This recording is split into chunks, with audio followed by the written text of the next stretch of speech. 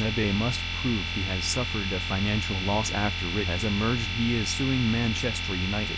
The Old Trafford Academy product joined Man United when he was 8 before going on to make his debut in 2017. Tuanzebe filed a legal claim with the High Court against his former club earlier this month for alleged negligent medical advice. The matter relates to a period from July 2022 involving an unknown injury that saw him miss 195 days on the sidelines. It is considered a high-value claim, which is believed to be worth in excess of £1 million. Former Man City financial advisor Stefan Borson exclusively told Football Insider Tuanzebe will likely be able to establish the duty of care part of his argument in a straightforward manner. The 27-year-old joined Premier League newcomers Burnley from Ipswich Town earlier this month. Borson insisted it could be hard for Tuanzebe to prove he's suffered a financial impact as he is still playing in the Premier League.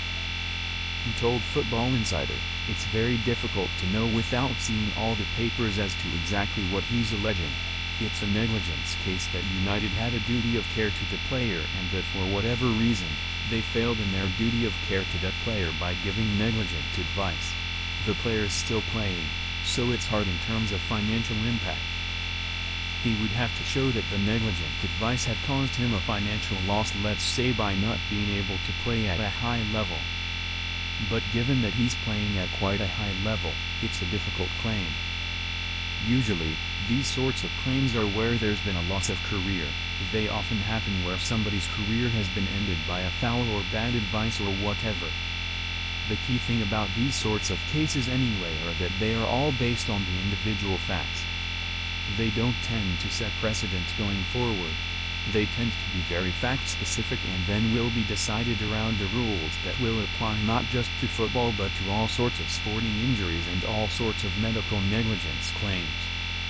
So, it's much less a sporting case than a clinical negligence case, and so I don't think it necessarily will have a major impact on footballers generally beyond what the law already says. I think the player is already probably pretty comfortable in winning that Manchester United had a duty of care to the player or Manchester United's medical representative had a duty of care to the player. I don't think that's going to be the challenge that he's going to have. It's probably going to be a challenge to establish that there was actual negligence, i.e., that the advice was wrong and negligent, and then also lost. But I think that the duty of care part is probably something that you can establish quite straightforwardly, so in terms of whether there was negligence or whether there is loss, those are obviously very specific to the individual case. In terms of transfer activity, former Old Trafford chief scout Mick Brown told Football Insider United want to sell Rasmus Højlund before stepping up their efforts to sign a new first-choice striker. Ruben Amorim's side are keeping tabs on the likes of Ollie Watkins, Nicholas Jackson and Benjamin Sesko as they remain determined to strengthen their attacking options. Football Insider revealed on 4th of July Watkins' move to United hinges on Højlund's future, with the club aiming to move him on before signing a replacement. For more Man United and exclusive news, follow us on Facebook or join our brand new WhatsApp channel for instant updates to be sent straight to your phone.